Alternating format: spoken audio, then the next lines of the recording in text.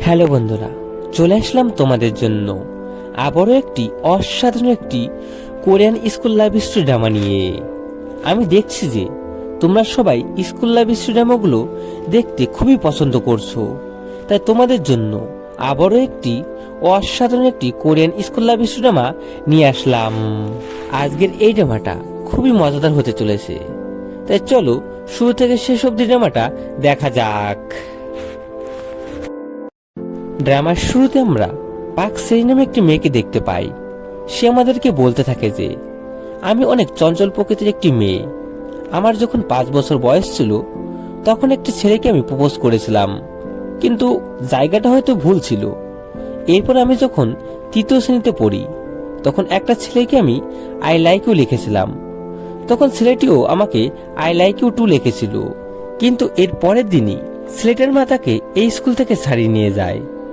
এরপর থেকে আমার জীবনটা অগোছালো হতে থাকে এবং সঙ্গে সঙ্গে আমার চুলটাও। আমি জানতে পারি যে আমার চুলটা আমার বাবার মতন কোঁকড়ানো হয়েছে এবং আমার যমজ বোনের চুলটা আমার মার মতন সুন্দর এবং স্ট্রেট হয়েছে। আমি আমার এই কোঁকড়ানো চুল নিয়ে খুব বিরক্ত, কারণ কোনো ছেলে এই চুলটার জন্য আমাকে পছন্দ করে না। এরপরে আমরা পার্ক সেরির 3টি মেয়ে বন্ধু এবং একটা ছেলে বন্ধুকে দেখতে পাই। এরপর তারা সবাই স্কুলে আসে এবং সেখানে এসে কিম হিয়ং নামে এই ছেলেটাকে দেখতে পায়। আর এই ছেলেটা ছিল স্কুলের অর্ধেক মেয়েরই প্রায় ক্রাশ। আর আমাদের পার্ক সেরি সেও এই ছেলেটাকে খুবই পছন্দ করত। তখন কিম হিয়ং সে তাকে একটা হাই জানায়, আর এই জিনিসটা দেখে তার বান্ধবী এবং সে খুবই অবাক হয়ে যায়। তখন তার বান্ধবীরা তাকে বলতে থাকে, আরে ও তোকে হাই জানালো কেন? ও তো কাউকে হাই জানায় না, তোদের মধ্যে কি চলছে সত্যি করে বল। তখন পার্ক সেরি বলে, আরে এমন কিছুই না, গতকাল আমি বিচে সাঁতার কাটতে গিয়েছিলাম এবং ওখানে ও গিয়েছিল, আর ওখানে একটু আমাদের মধ্যে কথা হয়েছিল, আর কিছু না। এরপর তারা সবাই স্কুলে চলে আসে এবং স্কুলে এসে তারা একটি লিস্ট দেখতে পায় যেখানে স্কুলের টপ 100 জন স্টুডেন্টের নাম লেখা ছিল এবং তারা সবাই নাইট স্টাডি হলের মেম্বার ছিল। আর এখানে নাকি কেউ কাউকে প্রপোজ করলে সে তার গার্লফ্রেন্ড বা বয়ফ্রেন্ড হয়ে যায়। টিফিন টাইমে সেরি সে কিম ইয়ংকে সে দেখছিল, আর একটু পরে সে সেখান থেকে চলে আসে। তখন তার সঙ্গে কুইন্ডল নামে এ মেয়েটির দেখা হয়, আর এ মেয়েটিরও চুল সেরির মতো কুকরানো ছিল এবং সেও কিম ইয়ংকে খুবই পছন্দ করত। এরপরের দিন সেরি সে আবারও সেই বিচে সাঁতার কাটতে যায়, কিন্তু সেখানে আজ কিম ইয়ং সে আসে না, তাই সে মন খারাপ করে সে সাঁতার কাটছিল। আর একটু পরে একটি ছেলে সে সেখানে আসে এবং সে সেরির নাম প্লেটটা হাতে নেয়। আর তখনই সেরির ইউনিফর্মটা সমুদ্রে পড়ে যায়, আর সে সেটা ধরতে গিয়ে সে সমুদ্রে পড়ে যায়। আর সে সাঁতার জানতো না, তাই সে ডুবে যাচ্ছিল। আর সেরি দেখতে পায় যে একটা ছেলে জলে ডুবে যাচ্ছে, তাই সে সেই ছেলেটিকে বাঁচিয়ে নেয়। এরপরের দিন স্কুলে টিচার সে সবাইকে বলছিল যে আমাদের স্কুলে নতুন একটা ছেলে অ্যাডমিশন হয়েছে। আর তখন আমরা দেখতে পারি যে এই ছেলেটা ছিল সেই ছেলেটা যে কিনা গতকাল সমুদ্রে ডুবে যাচ্ছিল। আমরা জানতে পারি যে ছেলেটার নাম ছিল হানিয়নসক, ছোট্ট করে আমরা ইয়নসক বলে ডাকবো। সেরি সে তার কাছে আসে এবং তাকে বলে যে তোমার পায়ের এমন অবস্থা কি গতকাল হয়েছে? তখন সে তাকে বলে যে হ্যাঁ। এরপরের দিন স্কুলে আসার সময় অনেক বৃষ্টি হচ্ছিল এবং সেরি সে দেখতে পায় যে ইয়নসক সে তার ভাঙা পা নিয়ে এবং ব্যাগ নিয়ে তার আসতে অনেক কষ্ট হচ্ছিল, তাই সে তাকে সাহায্য করে। এরপরে টিফিন টাইমে সেরি এবং তার বন্ধুরা ইয়নসককে এমন ভাঙা পা অবস্থায় দেখতে পায় যে সে এখন খাবারটা আনবে কি করে। এটা দেখে তাদের অনেক মায়া লাগে, তাই তারা তার খাবারটা তার টেবিলে নিয়ে আসে এবং তারা সবাই তার সাথে বন্ধুত্ব করে। এরপরে দেখা যায় যে সেরি সে ক্লাসরুমে বসেছিল, আর তখন তার বান্ধবীরা তার কাছে আসে এবং তাকে বলে কুইন্ডলের কোকড়া চুলগুলো স্ট্রেট হয়ে গেছে। এটা শুনে সে দৌড়ে সে তার কাছে চলে আসে এবং সেখানে সে দেখতে পায় যে কুইন্ডলের কোকড়া চুলগুলো এখন স্ট্রেট হয়ে গেছে, আর তাকে দেখতেও আগের থেকেও অনেক বেশি সুন্দরী লাগছে। তখন সেরি সে তাকে বলে যে তুমি এটা কি করে করলে? তখন সে তাকে বলে যে আমি এটা জাংমি হেয়ার সেলুন থেকে করেছি এবং এটা করতে 2 লাখ টাকা লেগেছে। এটা শুনে সেরি সেও তার চুলগুলো স্ট্রেট করতে চায়, কিন্তু তার কাছে এত টাকা ছিল না। এই জন্য তার মনটা ভেঙে যায়।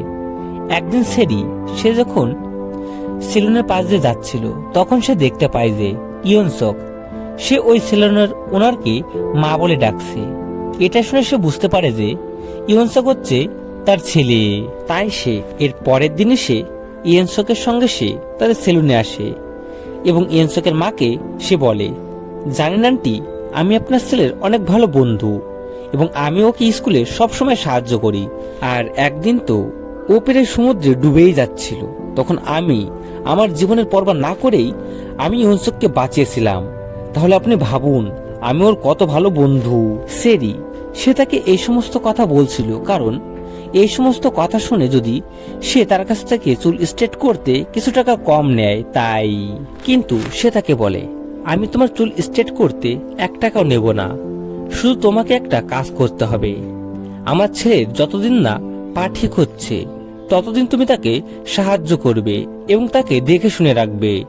এটা শুনে সেরি সে খুবই খুশি হয়ে যায় এবং এরপর থেকে দেখা যায় যে সেরি সে ইয়নসককে সে সবসময় দেখে শুনে রাখছে এবং তার সবসময় তার খেয়াল রাখছে।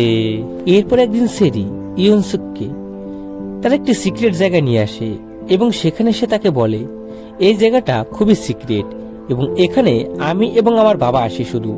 সেখানে ইয়নসক সে দেখতে পায় যে এখানে অনেকগুলো বই ছিল। এর পরের দিন স্কুলে সেরি সে কিম ইয়ংকে প্রপোজ করার জন্য ক্লিনেক্স বানাচ্ছিল, অর্থাৎ পিরামিড আকারের ডিম। আর এটা ইয়নসক সে জানতে পারে, তাই সে কষ্ট পায়, তাই সে সেখান থেকে চলে আসতে নেয়। আর তখনই তার বন্ধুরা তাকে ইমোশনাল ব্ল্যাকমেল করতে থাকে এবং বলে, তুমি তো এখন আমাদেরকে বন্ধু বলে মনেই করো না। এই সমস্ত শুনে ইয়নসক সেও তাদের সাথে ওই ডিমগুলো বানাতে থাকে। এখানে একটা কথা বলেনি, ইয়নসক সে সেরিকে কিন্তু এখন আস্তে আস্তে পছন্দ করত। সেরি সে যখন কিম ইয়ং এর কথা বলতো তখন ইয়নসকের অনেক কষ্ট হতো। এরপর একদিন স্কুলে সেরি তাদের ক্লাসেরই একটি ছেলে যে কিনা নাইট স্টাডি হলের মেম্বার ছিল, সেরি তাকে বলে যে প্লিজ তোমার সিটটা একদিনের জন্য আমাকে দাও, আমি কিম ইয়ংকে প্রপোজ করে সেখান থেকে চলে আসব। তখন ছেলেটা সেরিকে অনেক অপমান করতে থাকে এবং তাকে বলে, তোমার চেহারাটা দেখেছো, তোমার চুলটা দেখেছো, কিম ইয়ং তোমাকে কেন বা ভালোবাসতে যাবে, এই সমস্ত বলে সে তাকে অপমান করছিল। আর এই জিনিসটা ইয়নসক সে দেখতে পায়। এরপরে দেখা যায় যে নাইট স্টাডি হলের মেম্বার হওয়ার জন্য তাদের স্কুলে একটা পরীক্ষা নেয়, যেখান থেকে স্কুলের টপ 100 জন ছেলেমেয়েদেরকে বাছাই করা হবে এবং সেখানে দেখা যায় যে ইয়নসক সেই পরীক্ষায় সবার থেকে বেশি নম্বর পেয়েছে এবং সে ফার্স্ট হয়েছে। এটা দেখে সেরি সে খুবই অবাক হয়ে যায় এবং তাকে বলে, তুমি এটা কি করে করলে? তখন ইয়নসক সে তাকে বলে, তুমি তো বলেছিলে যে তোমার একটা নাইট সিট হলের সিট চাই, এর জন্য আমি এটা করতে পেরেছি। এটা শুনে সেরি সে খুবই খুশি হয়ে যায়। তখনই তার বান্ধবীরা তাকে বলে, খুশি হওয়ার কিছুই নেই, এবার কিম ইয়ং সে টপ 100 জনের মধ্যে আসতে পারেনি, তাই সে এবার আর নাইট স্টাডি হলে সিট পাবে না। এটা শুনে সেরি সে আবারও উদাস হয়ে পড়ে। এর পরের দিন সেরি সে যখন ইয়নসককে আনতে যায় তখন সে দেখতে পায় যে ইয়নসকের পাটা এখন ঠিক হয়ে গেছে।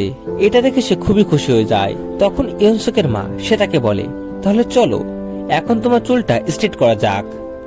তখন সেরি সে তাকে বলে, না না আন্টি, এখন না, আমি একটু রেডি হইনি, তারপর আমি চুলটা স্ট্রেট করব। এরপর একদিন সেরি সে যখন বাড়িতে ছিল তখন সে জানতে পারে যে ইয়নসকের বাবা সে একজন অনেক বড় একজন ডাক্তার এবং তারা অনেক ধনী।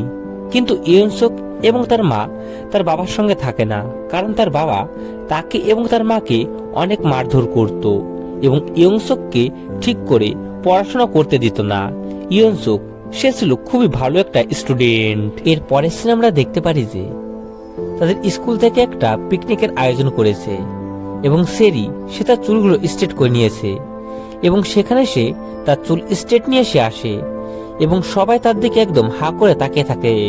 এরপর সবাই পিকনিকে চলে আসে এবং পিকনিকে এসে সবাই অনেক মজা করতে থাকে।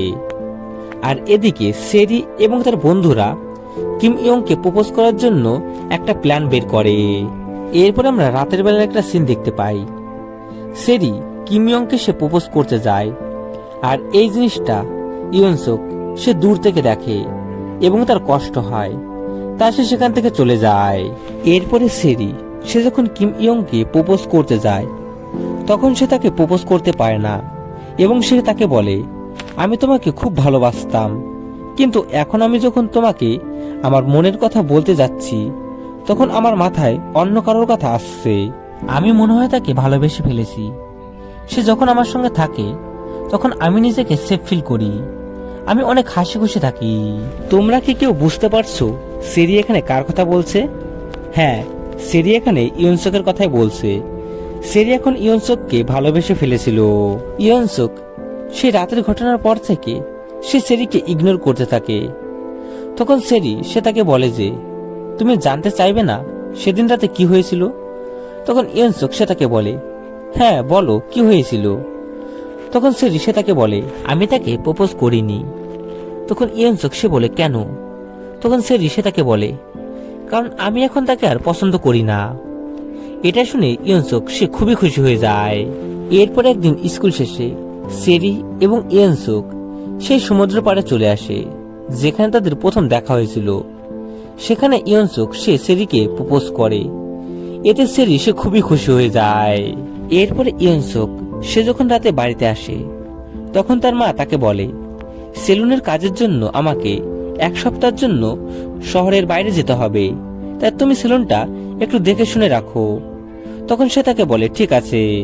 এরপর একদিন সেরি এবং ইয়নসুক তারা বিচে ঘুরতে আসে এবং তখনই ইয়নসুকের কাছে একটা ফোন আসে এবং সে জানতে পারে যে তার মার অ্যাক্সিডেন্ট হয়েছে এবং তার মা এখন হসপিটালে ভর্তি আছে।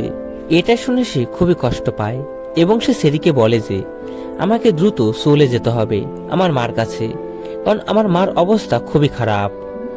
এরপর আমরা ইয়নসুককে দেখতে পাই সে হসপিটালে চলে এসেছে এবং সেখানে সে দেখতে পায় যে সেখানে তার বাবা দাঁড়িয়ে আছে এবং তার মার অবস্থা খুবই খারাপ। সে বুঝতে পারে যে তার মার কোনো অ্যাক্সিডেন্ট হয়নি, তার বাবা তার মাকে মেরে এমন অবস্থা করেছে। এদিকে আমরা সেরিকে দেখতে পাই। সেরি সে বেশ চিন্তায় ছিল, কারণ ইয়নসুকে সে অনেকদিন হলো সে কোনো খোঁজ খবর পায়নি, তাই তার অনেক টেনশন হচ্ছিল। তাই সে ইয়নসুকের কাছে সে সোলে চলে আসে এবং সে হসপিটালে এসে সে দেখতে পায় যে ইয়নসুকের সামনে দিয়ে একটা লোক চলে যাচ্ছে এবং ইয়নসুক সে তার মাথাটা নিচু করে দাঁড়িয়ে আছে। এটা দেখে সেরি সে বুঝতে পারে যে এটাই হয়তো তার বাবা, যে কিনা তাকে এবং তার মাকে নিয়মিত মারধর করত। এরপরে সেরি সে লুকিয়ে লুকিয়ে ইয়নসুক এবং তার মাকে দেখছিল। এখানে ইয়নসুক সে কান্না করছিল এবং সে বলছিল যে মাসি আমাদেরকে তার কাছে আমেরিকাতে আসতে বলছে, কিন্তু মা আমি এখান থেকে সেরিকে ছেড়ে এখান থেকে কোনো জায়গায় যেতে চাই না। এই সমস্ত বলে সে আরো কান্নাকাটি করছিল। আর এই জিনিসটা সেরি সে দেখতে পায় এবং সে বুঝতে পারে যে তার জন্য ইয়নসুক সে আমেরিকাতে যেতে চাইছে না, আর তারা যদি এখানে থাকে তাহলে ইয়নসুকের বাবা ইয়নসুক এবং তার মাকে মেরে ফেলবে, এটা সে জানতে পারে। তাই সে ইয়নসুককে একটি ভয়েস মেসেজ করে এবং তাকে বলে যে ইয়নসুক আমি তোমাকে খুব মিস করছি এবং আমি তোমাকে খুব ভালোবাসি। কিন্তু সে এই ভয়েস মেসেজটা পাঠায় না, এটা সে ডিলিট করে দেয় এবং সে অন্য একটা ভয়েস মেসেজ পাঠায় এবং সে তাকে বলে, ইয়নসুক তুমি চলে যাওয়ার পরে আমি অন্য কাউকে ভালোবেসে ফেলেছি এবং তার সঙ্গে এখন আমি আছি।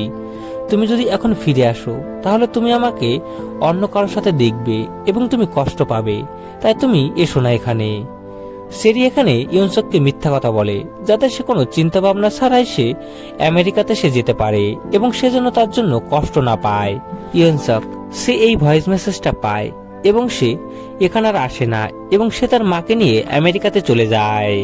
এরপরে আমরা কয়েক বছর পরের একটা সিন দেখতে পাই যেখানে আমরা দেখতে পারি যে সেরি এবং তাদের বন্ধুদের সবার গ্রাজুয়েশন কমপ্লিট হয়ে গেছে।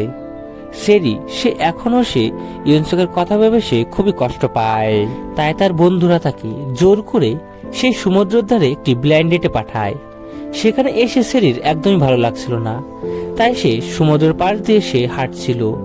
আর তখনই তার কাছে একটা ফোন আসে এবং সেরি বলে, আমি তো বলেছি তোমার সাথে আমি ব্লাইন্ড ডেটে যাব না। তখন ছেলেটা বলে, তুমি পিছন দিকে ঘুরো, তাহলে তুমি আমাকে দেখতে পাবে এবং তারপর তুমি সিদ্ধান্ত নিও। সেরি সে পিছন দিকে ঘুরে এবং সে দেখতে পায় যে এটা ইউনসুক। এটা দেখে সে খুবই খুশি হয়, তাই সে দৌড়ে গিয়ে সে ইউনসুককে জড়িয়ে ধরে এবং তাকে জড়িয়ে ধরে সে কান্না করতে থাকে এবং বলে, সেদিন আমি তোমাকে মিথ্যা কথা বলেছিলাম, আমি তোমাকে খুব ভালোবাসি। তখন ইউনসুক সে বলে, আমি জানি, সেদিন আমি তোমার প্রথম ভয়েস মেসেজটা পেয়েছিলাম। আমি আমেরিকাতে ছিলাম, তবুও আমি সবসময় শুধু তোমার কথাই ভাবছিলাম। সেরি, আমি তোমাকে খুব ভালোবাসি, তুমি কি আমাকে এখন বিয়ে করবে? তখন সেরি সে তাকে বলে হ্যাঁ। আর তখনই তাদের সব বন্ধুরা এখানে চলে আসে, যারা সেরিকে এই ব্লাইন্ড ডেটে পাঠিয়েছিল, তার সবকিছু জানতো। সেরি সে আমাদেরকে বলতে থাকে যে তুমি যদি কাউকে সত্যি করে ভালোবাসো, তাহলে সে তোমার কাছে একদিন অবশ্যই ফিরে আসবে। আর এই ড্রামাটা এখানেই শেষ হয়ে যায়। তো এই ড্রামাটা তোমাদের কেমন লাগলো সেটা আমাকে অবশ্যই জানিও। আর ভিডিওটা ভালো লাগলে অবশ্যই একটা শেয়ার করে দিও। তো দেখা হচ্ছে নেক্সট ভিডিওতে। টাটা, ভালো থেকো সবাই।